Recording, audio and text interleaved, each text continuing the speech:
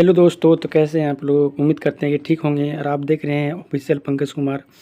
और आज का जो क्लास है आपका ऑब्जेक्टिव साइंस है, जो कि आपको काफ़ी बेहद सहायता मिलेगा साप्ताहिक टेस्ट में। ठीक है, यहाँ से आपका करीब बहुत से 80 से 90% आपका साप्ताहिक टेस्ट में आपका सहायता करेगा ऑब्जेक्टिव क्वेश्चन। ठीक है, और जो आपका बोर्ड एग्जाम होने वाला है उसमें पूरा का पूरा आपका हेल्प मिलेगा इसमें। इससे बाहर क्वेश्चन नहीं आएगा आपका।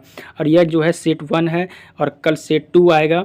ठीक है, तो जो चैनल पे नए हैं वो चैनल को सब्सक्राइब कर दीजिए। वीडियो को चलते हैं, स्टार्ट करते हैं। ठीक है, देखिए इसमें कहा गया है क्वेश्चन में कि निम्न में से कौन सा पदार्थ लेंस बनाने के लिए, देखिए निम्न में से कौन सा जो पदार्थ है वो प्रयुक्त नहीं होता। क्या चीज़ में? लेंस बनाने में। समझिएगा क्वेश्चन को। ठीक है, तो कौन सा पदार्थ है जो लेंस को बनाने में काम नहीं आता है, प्रयुक्त नहीं होता है, इसका उत्तर देना है। तो इसका उत्तर क्या हो जाएगा आपका? ध्यान दीजिएगा, इसका उत्तर हो जाएगा जल का तो उपयोग होता है, कांच का भी उपयोग हो जाता है और प्लास्टिक का उपयोग होता है। मिट्टी का उपयोग नहीं होता। इस बात को आप याद रखिएगा। ठीक है, मिट्टी का उपयोग नहीं होता है। चलते हैं अब दूसरी क्वेश्चन की ओर। ठीक है, समझिएगा इसको। दूसरा क्वेश्चन ध्यान दीजिए। दूसरा क्वेश्चन कहता है यहाँ पर, समझिए कि प्रकाश की जो किरणें हैं गमन करती है। प्रकाश की जो किरण है वो गमन करती है, तो किस दिशा में गमन करती है, इस बात का उत्तर देना है आपको। ठीक है, देखिए प्रकाश जो है सीधी रेखा में करती है, टेढ़ी रेखा में करती है, किसी भी दिशा में करती है, इनमें से सभी। देखिए याद रखिएगा, प्रकाश जो है हमेशा सीधी रेखा में गमन करती है। ठीक है, कई बार क्वेश्चन पूछा गया है। ठीक है, जैक बोर्ड में। तो प्रकाश जो गमन करती है किस रेखा में? सीधी रेखा में गमन करती है। इसका ऑप्शन जो हो जाएगा आपका क्या हो जाएगा? ऑप्शन नंबर 1 हो जाएगा। क्या हो जाएगा? 1 हो जाएगा। ठीक है, क्वेश्चन नंबर देखते हैं यहाँ पर अब 3। यदि आपतन कोण का मान 60 डिग्री है, समझिएगा, मान लीजिए क्या है, आपतन कोण है, और ये क्या अभिलंब है, और ये मेरा क्या है, परावर्तन कोण है। भी एक समतल ले लिए। ठीक है, ये समतल है। अगर इसका मान 60 डिग्री होता है तो यह परावर्तन कोण का मान पूछा है। तो पता है आपको, आपतन कोण अगर आई है तो यह क्या है आपका, यहाँ पर परावर्तन कोण आ रहा है, तो दोनों का मान क्या होता है? बराबर होता है। आपतन कोण बराबर क्या होता है? नियम पढ़े होंगे आप। अब 2 नियम होता है इसका, आपतन कोण और परावर्तन कोण क्या होते हैं? बराबर होते हैं। ठीक है, कोण आई बराबर क्या होंगे? I R. ठीक है, तो आपतन कोण का मान अगर 60 डिग्री है, समझिए यहाँ पर थोड़ा सा, आपतन कोण का मान अगर 60 डिग्री है तो परावर्तन कोण का मान क्या होगा? 60 डिग्री, क्योंकि कोण आई बराबर क्या होता है? कोण आर होता है। ठीक है, अब नेक्स्ट समझिए यहाँ पर 4 नंबर क्वेश्चन। पानी में जो डूबी हुई पेंसिल होती है, ठीक है, थोड़ा सा क्या होता है? टेढ़ी नज़र आती है, टेढ़ी प्रतीत होती है। समझिए क्वेश्चन को थोड़ा सा। जब पानी में जो पेंसिल डूबा होता है वो थोड़ा टेढ़ा नज़र आता है, क्यों होता है? वो अपवर्तन के कारण होता है। क्या होता है? अपवर्तन के कारण होता है। ठीक है, नेक्स्ट समझिए यहाँ पर क्वेश्चन क्या है 5 नंबर। किसी माध्यम के अपवर्तनांक का मान कितना होता है? देखिए यह सब क्वेश्चन जो है साप्ताहिक टेस्ट में भर भर के आ रहा है। ठीक है, तो इसलिए आपको सेट 1 सेट 2 आपका 5 दिन में, यानी 5 डेज में 5 सेट आएगा। ठीक है, आप अच्छी तरह से इसको तैयारी कर लीजिए। क्वेश्चन कहा गया है आपका, देखिए क्वेश्चन है आपका कि किसी माध्यम के अपवर्तनांक का जो मान होता है वो कितना होता है आपका? वह मान जो होता है, आप ये आपको पढ़ाए हैं, ये तो साइन आई बटे साइन आर होता है। क्या होता है? साइन आई बटे साइन आर। इसको स्नेल का नियम भी कहते हैं। ठीक है, इसको क्या कहते हैं? स्नेल का नियम भी कहते हैं। इसका ऑप्शन नंबर क्या हो जाएगा? ऑप्शन नंबर 1 हो जाएगा। ठीक है, नेक्स्ट ध्यान दीजिएगा आप 6 नंबर में कि निर्वात में प्रकाश की चाल क्या होती है? निर्वात में जो प्रकाश की चाल होती है वो क्या होती है? तो निर्वात में प्रकाश की जो चाल होती है आपका क्या हो जाएगा? ऑप्शन नंबर 3 गुने 10⁸ मीटर प्रति सेकेंड हो जाएगी। ऑप्शन नंबर क्या हो जाएगा आपका? 1 हो जाएगा। ठीक है, आप कॉपी कलम लेके बैठिए, इस चीज़ को उतार लीजिए बढ़िया से। ठीक है, 5 डेज में 5 सेट करवाने वाला हूँ। आपको साप्ताहिक टेस्ट में ऑब्जेक्टिव पढ़ने की जरूरत नहीं पड़ेगा। एक बार आप अच्छी तरह से पढ़ लीजिएगा, बोर्ड तक आपको याद रहेगा। ठीक है, बोर्ड एग्जाम में तो आपको इससे बाहर क्वेश्चन नहीं पूछेगा। ठीक है, याद रखिएगा 3 × 10⁸ मीटर प्रति सेकेंड होता है निर्वात में प्रकाश की चाल। नेक्स्ट क्वेश्चन समझिए 7 नंबर। देखिए मानव नेत्र जो होता है अभिनेत्र लेंस की जो फोकस दूरी को समायोजित करता है। ठीक है, और विभिन्न दूरियों पर रखी वस्तुओं को क्या करता है? फोकसित कर सकता है। ठीक है, ऐसा होने का कारण क्या है आपका? देखिए जरा दृष्टि दोष नहीं, ये तो नहीं होगा, निकट भी नहीं होगा। होगा क्या? समंजन क्षमता।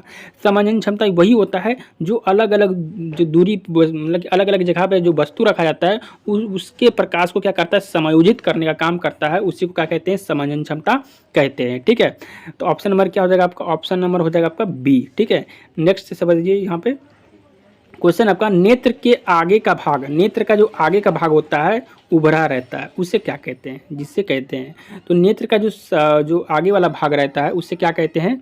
इस बात को आप ध्यान दीजिए, उसे कहते हैं स्वच्छमंडल। क्या कहते हैं? स्वच्छमंडल कहते हैं, या कोर्निया। देखिए, कोर्निया बोलिए या तो स्वच्छमंडल बोलिए, दोनों एक ही, यानी कि ऑप्शन नंबर सी हो जाएगा। दोनों स्वच्छमंडल भी कहते हैं और कोर्निया भी कहते हैं। और इसमें एक बात आप याद रख लीजिएगा कि देखिए, नेत्र का जो आगे वाला भाग उभरा रहता है उसे स्वच्छमंडल कहते हैं या कोर्निया कहते हैं। आँख का जब दान होता है ना, तो यही कोर्निया का दान होता है, यही स्वच्छमंडल का दान होता है। ये भी क्वेश्चन पूछ सकता है कि आँख के दान में आँख का किस भाग का दान किया जाता है, तो कोर्निया का या स्वच्छमंडल का किया जाता है। ठीक है, नेक्स्ट समझिए यहाँ पर, इसका जो ऑप्शन नंबर बताएं आपको 8 नंबर का, इस दोनों हो जाएगा। ठीक है, नेक्स्ट क्वेश्चन आपका समझिए यहाँ पर, नेत्र गोलक जब लंबा हो जाता है, नेत्र गोलक का लंबा हो जाने से कौन सा दृष्टि दोष उत्पन्न होता है? यहाँ समझिए, सारा का सारा थ्योरी ऑफलाइन में पढ़ा है, ऑनलाइन में भी पढ़ाने वाले हैं। तब प्रेजेंट के लिए साप्ताहिक टेस्ट में आपको बहुत ज़्यादा हेल्प मिलने वाला है। ठीक है, 5 डेज में 5 आपको सेट मिलने वाला है। तो नेत्र गोलक लंबा हो जाना, तो कौन सा दृष्टि दोष उत्पन्न होगा? तो याद रखिएगा आपको, नेत्र गोलक जब भी लंबा हो जाता है तो निकट दृष्टि दोष उत्पन्न होता है। कौन सा? निकट दृष्टि दोष उत्पन्न होता है। ऑप्शन नंबर क्या हो जाएगा आपका? ए हो जाएगा। नेक्स्ट समझिए यहाँ पर, आपका नेक्स्ट क्वेश्चन आने वाला है कि अवतल लेंस द्वारा किस दृष्टि दोष को दूर किया जाता है? आप जब अवतल लेंस लगाते हैं आँख में तो किस दृष्टि दोष को हम दूर करते हैं? तो याद रखिएगा आप, अभी जस्ट इससे पहले बताए हैं, निकट दृष्टि दोष को दूर किया जाता है। तो अवतल लेंस को किस दृष्टि दोष से दूर किया जाता है? तो निकट दृष्टि दोष से आपको दूर किया जाता है। ठीक है, नेक्स्ट समझिए यहाँ पर, एक इलेक्ट्रॉन पर कितना आवेश होता है? इस बात का ऊपर उत्तर जो है ना आप कमेंट में दीजिएगा हमको। ठीक है, अगर कमेंट में जो भी आप जो सबसे पहले देगा कमेंट में उत्तर कि एक इलेक्ट्रॉन पर कितना आवेश होता है, उसे मेरे तरफ से थैंक यू। ठीक है, नेक्स्ट 11 नंबर का जो क्वेश्चन आपको बताएं हम, यह जो 11 नंबर का क्वेश्चन है यह आपका होमवर्क में है। ठीक है, आप याद रखिएगा। नेक्स्ट समझिए 12 नंबर, 2, 3 और 6 ओम, 2 और 3, 6 ओम को प्रतिरोध को पास क्रम में जोड़ने पर समतुल्य प्रतिरोध क्या हुआ? देखिए, यहाँ पास क्रम की बात कर रहा है। ठीक, इसका पास क्रम की बात कर रहा है, तो पास क्रम 2 ओम, इसका सूत्र क्या होता है? 1/R1, 1/R2, 1/R3। तो क्या करना है आपको? सबसे पहले यह सूत्र हो गया, तो R1 का मान दिया है 2, R2 का मान दिया 3, R3 का मान दिया है 6। तो आपको सूत्र में बैठा देना है। क्या करना है? सूत्र में बैठा देना। 1/2 हो गया, प्लस 1/3 हो गया, प्लस 1/6 हो गया। अगर इसका एलसीएम लेता है 6 आएगा, 3 बार में आएगा, यह कितने बार में? 2 बार में आएगा, और प्लस 1 बार में आएगा। तो 2 1 1 2 3 3 6 आ गया, 6/6 हो गया। तो यानी कट जाएगा, कितना बचेगा? 1 बचेगा। ऑप्शन क्या हो जाएगा इसका? ऑप्शन नंबर ए हो जाएगा। यानी इसका आंसर क्या हो जाएगा? ए हो जाएगा। ठीक है, नेक्स्ट क्वेश्चन यहाँ, और जब इसका ऑप्शन नंबर हो जाएगा ए हो जाएगा। नेक्स्ट जो 13 नंबर क्वेश्चन देखिए, फ्यूज को विद्युत, समझिएगा यहाँ पर क्या लिखा गया है, फ्यूज को विद्युत युक्ति के साथ किस क्रम में जोड़ा जाता है? तो श्रेणी क्रम में जोड़ा जाता है। किस क्रम में? श्रेणी क्रम में जोड़ा जाता है, याद रखिएगा। तो ऑप्शन नंबर क्या हो जाएगा आपका? ए हो जाएगा। ठीक है, नेक्स्ट समझिए, नेक्स्ट क्वेश्चन, अभिक्रिया जो है 2NO + C, 2NO क्या लिखा है यहाँ समझिएगा। यहाँ पर थोड़ा सा आपका जो क्वेश्चन है थोड़ा सा समझिए कि ऑप्शन है 2NO + C, arrow 2N + CO। इसमें क्या हो रहा है? इसका देखिए, आपको बताए थे जिस पदार्थ में क्या होता है वो क्या हो रहा है यहाँ पर? उपचयित हो रहा है। क्या हो रहा है? उपचयित हो रहा है। उसे कहते हैं उपचयन। क्या कहते हैं? उपचयन अभिक्रिया। जिसमें O का वृद्धि हो जाएगा, यानी ऑक्सीजन का वृद्धि हो जाता है, उसे कहते हैं उपचयन अभिक्रिया। तो यह C के साथ क्या हो रहा है? O का वृद्धि हो रहा है, तो C का क्या हो रहा है? उपचयन हो रहा है। क्या हो रहा है? C का उपचयन हो रहा है। इतना याद रखिएगा। नेक्स्ट समझिए यहाँ पर देखिए, अब आ रहा है क्वेश्चन, बुझा हुआ चूना का रासायनिक सूत्र क्या होता है? बहुत मोस्ट इंपॉर्टेंट क्वेश्चन। बुझा हुआ चूना का सूत्र क्या होता है आपका? CaOH bracket OH2। क्या होता है? Ca ब्रैकेट OH2 क्या होता है? बुझा हुआ चूना का रासायनिक सूत्र होता है। ठीक है, बुझा हुआ चूना का। नेक्स्ट समझिए यहाँ पर, निम्न से कौन सा संक्षारण का उदाहरण है? संक्षारण का उदाहरण देखिए, 16 नंबर क्वेश्चन है कि निम्न से कौन सा संक्षरण का उदाहरण है? तो लोहे की वस्तु में जंग लगना, ये भी उदाहरण है। चांदी का काला हो जाना, ये भी उदाहरण है। तांबे की वस्तु का हरा हो जाना, ये भी उदाहरण। उपयुक्त सभी हो जाएगा। क्या हो जाएगा? सभी हो जाएगा। ठीक है, यह देखिए संक्षरण का उदाहरण है। तो कहीं ना कहीं आपको यहाँ पर सभी यहाँ पर क्या हो, उपयुक्त तभी हो जाएगा, क्योंकि यह चांदी का काला हो जाना, ये भी संचरण का उदाहरण लग रहा है। तांबे की वस्तु पर हरा हो जाना, ठीक है, तो उपयुक्त क्या हो जाएगा? सही हो जाएगा। नेक्स्ट समझिए यहाँ पर क्वेश्चन है पर यहाँ पर रंध्रीय सूचक का उदाहरण बताने वाले हैं। रंध्रीय सूचक का क्या नाम है? यह गंधीय सूचक होना चाहिए, ठीक है, गंधीय सूचक होना चाहिए। थोड़ा सा मिस्टेक हो गया है, समझिएगा, यहाँ पर गंधीय सूचक होना चाहिए। तो इसका जो उदाहरण बोल रहा है यहाँ पर समझिएगा, वेनिला, लौंग का तेल, प्याज। देखिए यहाँ पर वेनिला बोला गया है, यहाँ लौंग का तेल बोला गया है, तो गंधीय सूचक का जो उदाहरण है वह तीनों हो जाएगा, प्याज भी हो जाएगा, लौंग का तेल भी हो जाएगा और वेनिला भी हो जाएगा, उपयुक्त सभी हो जाएगा। नहीं, ऑप्शन नंबर क्या हो जाएगा आपका? डी हो जाएगा, ठीक है। नेक्स्ट क्वेश्चन बजिए यहाँ पर 18 नंबर, सोडियम का लवण का परिवार क्या है? सोडियम का लवण का परिवार बोल रहा है, लवण का परिवार। देखिए सोडियम यहाँ पर लवण है, यहाँ पर क्या है? सोडियम का लवण का परिवार है। यहाँ भी क्या है आपका? बस Na2SO4। एक तरफ से हम दोनों मान सकते हैं, क्या मान सकते हैं? दोनों मान सकते हैं। ऑप्शन नंबर क्या हो जाएगा? 2। कहीं कहीं आपको सिर्फ मिलेगा, किसी आप क्वेश्चन में दिखेगा इसका आंसर केवल ए मिलेगा, ठीक है, लेकिन यहाँ Na2SO4 भी मान सकते हैं, दोनों मान सकते हैं इसका आंसर, ठीक है। तो ऑप्शन नंबर क्या हो जाएगा? सी हो जाएगा। नेक्स्ट समझिए, इसमें आपका क्वेश्चन नंबर 19 है कि जो निम्न कौन सा कथन असत्य है? कौन सा कथन जो है इनमें से कौन सा कथन क्या है? असत्य। असत्य का मतलब क्या होता है? गलत। क्या होता है? गलत होता है। तो टमाटर में ऑक्सैलिक अम्ल होता है, ये सही है। देखिए टमाटर में क्या होता है? ऑक्सैलिक अम्ल होता है। नेक्स्ट समझिए, इसमें ऑप्शन नंबर 2 क्या है? इमली में साइट्रिक अम्ल नहीं, इमली में साइट्रिक अम्ल नहीं होता, ये रॉन्ग हो गया। इमली में क्या होता है? साइट्रिक अम्ल नहीं होता है, ठीक है। तो ऑप्शन नंबर हमको क्या क्वेश्चन पढ़िए, क्या बोला था? इनमें से कौन सा कथन असत्य? असत्य ने गलत बोला था, तो गलत मेरा क्या? ऑप्शन बी है। तो इमली में साइट्रिक अम्ल नहीं होता है, याद रखिएगा। ये क्या हो गया? मेरा गलत हो गया। चलिए आगे चलते हैं। नेक्स्ट समझिए कि एंटासिड। एंटासिड का उदाहरण, एंटासिड का क्या उदाहरण है? Milk of magnesium. क्या है? Milk of magnesium. इस क्वेश्चन का उत्तर आप दीजिएगा कि हम दे दें। देखिए यहाँ क्वेश्चन कहा गया कि एंटासिड का जो उदाहरण है ये क्या है? तो मिल्क ऑफ मैग्नीशियम है, बेकिंग सोडा है, उपर्युक्त सभी इनमें से कोई नहीं। आप समझिएगा यहाँ पर देखिए बेकिंग सोडा भी होता है और मिल्क ऑफ मैग्नीशियम भी होता है, लेकिन उपयुक्त सभी का मतलब ये भी यहाँ सी नंबर ऑप्शन हो जाएगा कि बेकिंग सोडा भी होता है और जो आपका यहाँ दिया गया मिल्क ऑफ मैग्नीशियम ये भी होता है। तो ऑप्शन नंबर क्या हो जाएगा? सी। यहाँ रहना चाहिए दोनों, यानी कि ए और बी दोनों होना चाहिए, ठीक है। उपयुक्त सभी का मतलब कुछ आइडिया नहीं है, यहाँ समझिएगा। तो क्या हो जाएगा? तब प्रेजेंट में आप दोनों याद कर लीजिएगा कि जो आपका मिल्क ऑफ मैग्नीशियम है वो भी हो जाएगा और बेकिंग सोडा भी हो जाएगा, ठीक है। तो दोनों हो जाएगा तो उत्तर। नेक्स्ट समझिए आप। नेक्स्ट क्वेश्चन आ रहा है कि कौन सी धातु उष्मा का कुचालक है? कुचालक देखिए कौन सा धातु जो होता है उष्मा का, उष्मा ना हीट, जब दोनों हाथों को आपस में लगाते हैं तो हीट उत्पन्न होता है, ठीक है, उसे क्या कहते हैं? उष्मा कहते हैं। तो इसमें कौन सा धातु क्या है? उष्मा का कुचालक है, ठीक है। तो ऑप्शन एक क्या है? लेड है, दूसरा क्या है? मरकरी है। तो लेड और मरकरी दोनों हो जाएगा। क्या हो जाएगा? लेड और मरकरी क्या हो जाएगा? दोनों हो जाएगा। ये क्या है? उष्मा का कुचालक होता है। तो ऑप्शन नंबर आपका क्या हो जाएगा इसमें? ऑप्शन नंबर हो जाएगा आपका सी। तो लेड और मरकरी दोनों हो जाएगा। क्यों? कौन सा धातु का उष्मा का कुचालक? लेड और मरकरी दोनों हो जाएगा। नेक्स्ट समझिए आप क्वेश्चन अगला। तो क्या इनमें में से कौन सा असत्य है? असत्य में नेगेटिव है, तो आपको नेगेटिव का आंसर नेगेटिव ही देना है, ठीक है। तो पहला क्वेश्चन पढ़ते हैं कि आयोडीन जो होता है आपका, आयोडीन चमकीला होता है, ये सही बात है। आयोडीन क्या होता है? चमकीला है और अधातु भी है, सही बात है यह। दूसरा क्या है आपका? समझिए दूसरा जो है हीरा सबसे कठोर पदार्थ है, ठीक, ये भी सही बात है। हीरा क्या होता है? सबसे कठोर पदार्थ होता है। गैलियम और सोडियम का गलनांक बहुत कम है, ये भी सही है आपका। गैलियम और जो सोडियम होता है उसका गलनांक बहुत कम होता है, ठीक है। अब नेक्स्ट समझिए आपका ग्रेफाइट जो होता है वो विद्युत का क्या होता है? कुचालक होता है। अब नहीं, ये गलत है। देखिए यहाँ बोला कि क्वेश्चन में क्या है? असत्य कौन सा है? तो असत्य का आंसर असत्य है, यानी नेगेटिव का आंसर नेगेटिव। जो पेंसिल होता है, ग्रेफाइट होता है, वो विद्युत का क्या होता है? सुचालक होता है, आपको भी पता है। तो नेगेटिव का आंसर क्या होगा? नेगेटिव, यानी ऑप्शन नंबर क्या हो जाएगा? यह ऑप्शन नंबर हो जाएगा डी, ठीक है। तो अगला देखते हैं, निम्नलिखित में से इनमें से कौन सी जो 23 नंबर देखिए, इनमें से कौन सा संबंध जो है अधिक अभिक्रियाशील धातु है? अधिक का बात किया है, ठीक है। तो अधिक कौन सा हो जाएगा? समझिए यहाँ पर गोल्ड नहीं होगा, आयरन भी नहीं होगा, सोडियम नहीं होगा, पोटेशियम। देखिए पोटेशियम होगा, क्यों?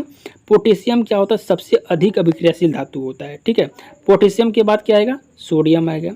अगर आपको पोटेशियम नहीं रहता तब सोडियम टिक कर सकते हैं, ठीक है, क्योंकि पोटेशियम के बाद क्या आएगा आपका? आप जब सक्रियता श्रेणी पढ़े तो सक्रियता श्रेणी में आपको जो आरोही क्रम दिखाया गया या अवरोही क्रम पढ़े होंगे, तो सबसे पहले कौन आता है? पोटेशियम आता है। कौन आता है? पोटेशियम आता है। उसके बाद कौन आता है? सोडियम आता है। तो इसका जो सबसे बोला अधिक अभिक्रियाशील धातु है कौन है? पोटेशियम है। कौन है? पोटेशियम। ऑप्शन नंबर क्या हो जाएगा? डी हो जाएगा, ठीक है। अगला देखते हैं यहाँ पर इनमें से कौन सी धातु जो है जल के साथ अभिक्रिया नहीं करती है? जल के साथ अभिक्रिया नहीं करती वाटर के साथ, तो लेड, कॉपर, सिल्वर, उपर्युक्त। देखिए जल के साथ अगर बात करें तो जल के साथ लेड भी नहीं करता है, कॉपर भी नहीं करता है अभिक्रिया, न सिल्वर करता है, उपर्युक्त सभी, यानी कि ऑप्शन नंबर क्या हो जाएगा? डी हो जाएगा। ठीक है, तो ऑप्शन नंबर क्या हो जाएगा? डी, क्योंकि वाटर के साथ न लेड करेगा, न कॉपर करता है, न सिल्वर करता है। ठीक है, तो ऑप्शन क्या हो जाएगा? डी हो जाएगा। नेक्स्ट आगे देखिए 25 नंबर क्वेश्चन आपका है कि सिनेबार किस धातु का अयस्क है? सिनेबार जो है किस धातु का क्या है? अयस्क है। तो बता देते ऑप्शन नंबर इसका जो सही होगा आपका सिनेबार जो है यहाँ पे वो है मरकरी का अयस्क। किसका है? मरकरी धातु का अयस्क होता है सिनेबार। ठीक है, अब अगला देखिए क्वेश्चन,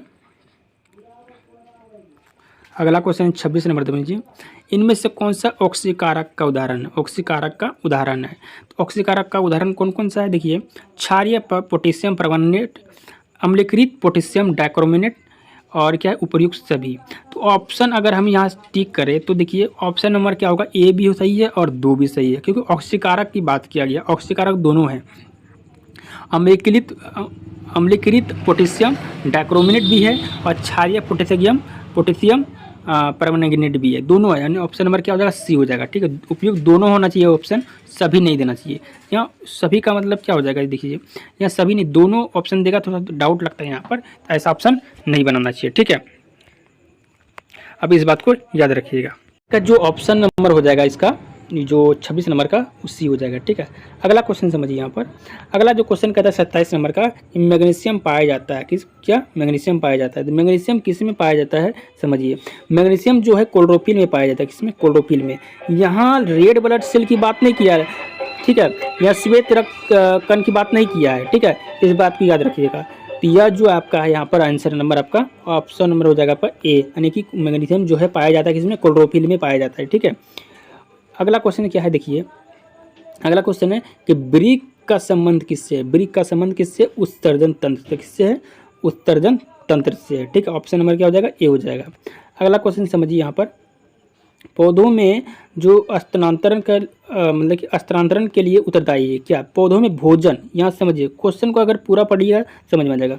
पौधों में भोजन का स्थानांतरण, ट्रांसफ़र करना है भोजन का। ठीक है, तो आपको पता होगा भोजन को ट्रांसफर करने के लिए एक फ्लोएम होता है, एक जाइलम होता है। तो जाइलम क्या काम करता है? वाटर का ट्रांसफ़र करता है, वाटर का, जल का। अब फ्लोएम क्या करता है? ये फूड का ट्रांसफ़र करता है, यानी भोजन का। तो ऑप्शन इसका क्या सही हो जाएगा? ऑप्शन हो जाएगा बी, क्योंकि भोजन का बोला गया है, तो भोजन कौन करता है? फ्लोएम करता है। ठीक है, ऑप्शन नंबर क्या हो जाएगा? बी हो जाएगा। अगला समझिए यहाँ पर क्वेश्चन, थायरोक्सिन के स्रावन के कौन सा तत्व आवश्यक? थायरोक्सिन के स्रावन के लिए, अगर थायरोक्सिन हार्मोन जो निकलता है उसके लिए कौन सा तत्व जो है आवश्यक लेना पड़ेगा? तो थायरोक्सिन को अगर श्रवण करना है तो आपको आयोडीन की आवश्यकता पड़ेगी। इसकी आयोडीन की, जब भी थायरोक्सिन की बात आएगी तो आयोडीन याद रखिएगा। ठीक है, ऑप्शन क्या हो जाएगा आपका? इस ऑप्शन नंबर बी हो जाएगा। अगला समझिए, कौन सा पादप हार्मोन जो है पत्तियों के मुरझाने के लिए उत्तरदायी है? कौन सा जो पादप हार्मोन है पत्तियों के मुरझाने के लिए क्या है? उत्तरदायी है। तो याद रखिएगा यहाँ पर एब्सिसिक अम्ल। कौन सा है? एब्सिसिक अम्ल है। कौन सा अम्ल है?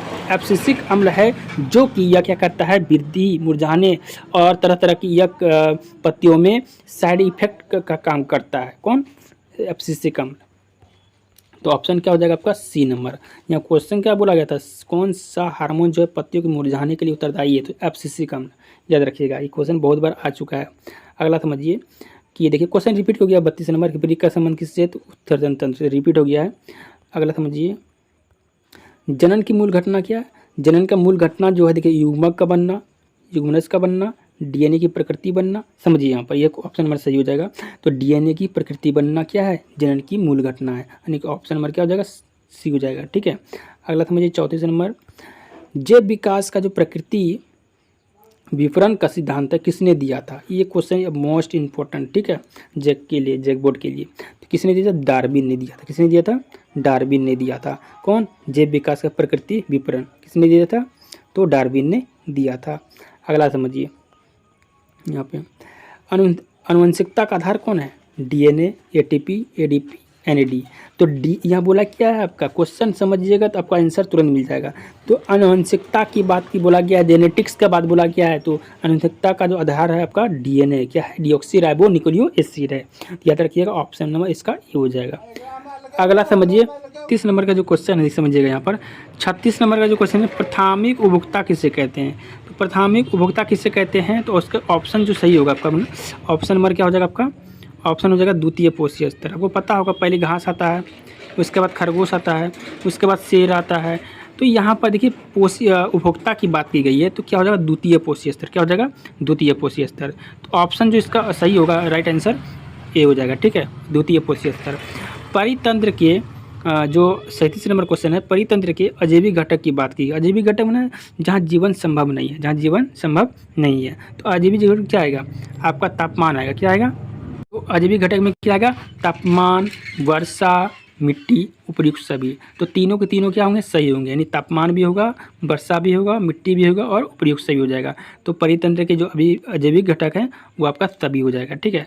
अगला क्वेश्चन देखते हैं यहाँ पर, देखिए 38 नंबर क्वेश्चन आपका है, ओजोन परत को सर्वाधिक प्रभावित करने वाला जो पदार्थ है वो क्या है, क्लोरोफ्लोरोकार्बन। क्या है, क्लोरोफ्लोरोकार्बन यानी CFC है, ठीक है। इस बात को आप याद रखिएगा, क्योंकि ओजोन परत को सबसे अधिक यही आपको हानि पहुँचाता है, CFC, क्लोरोफ्लोरोकार्बन। अगला क्वेश्चन समझिए यहाँ पर 39, इनमें से कौन सा पर्यावरण के मित्र नहीं है, पर्यावरण के मित्र नहीं है, नेगेटिव क्वेश्चन है, नेगेटिव आंसर देंगे। स्कूल मोटरसाइकिल से जाना, देखिए ज़रूरत नहीं रहने पर बिजली का स्विच बंद कर, ज़रूरत नहीं है तो बिजली का स्विच क्या कर दी, बंद कर दी, ये तो सही है। कपड़े के थैले का उपयोग करना, ये भी सही है। इनमें से कोई नहीं। देखिए यहाँ मोटरसाइकिल से स्कूल जाने की क्या ज़रूरत है, आपको समझिए, हम साइकिल से भी जा सकते हैं, पैदल भी जा सकते हैं, यही आपका क्या हो जाएगा आंसर हो जाएगा, क्योंकि नेगेटिव का पूछा है तो नेगेटिव का आंसर क्या हो जाएगा, नेगेटिव हो जाएगा। यानी ऑप्शन नंबर आपका क्या हो जाएगा सही, ए, स्कूल मोटरसाइकिल से नहीं जाना चाहिए, ठीक है। तो ऑप्शन नंबर नेगेटिव पूछा था, नेगेटिव का आंसर क्या कर दिए, नेगेटिव हो गया। अब देखिए लास्ट क्वेश्चन बचा यहाँ पर, चिपको आंदोलन की शुरुआत कब हुई थी। चिपको आंदोलन की जो शुरुआत हुई थी 1970 के दशक में हुई थी। कब हुई थी, 1970 के दशक में हुई थी, यानी कि पहले वो यूपी में था, अब उत्तराखंड से स्टार्टिंग हुआ था, ठीक है। तो याद कर सकते हैं यहाँ पर 1970 के दशक में चिपको आंदोलन की शुरुआत हुई थी। हाँ, और आपको अगर वीडियो अच्छा लगा हो तो वीडियो को दोस्तों के पास शेयर कीजिए, लाइक कीजिए, जो नया चैनल पे सब्सक्राइब कर दीजिए, ठीक है। आपको टोटल चीज़ अभी PDF वगैरह सब फ्री में मिलने वाला है, ठीक है। चलते हैं।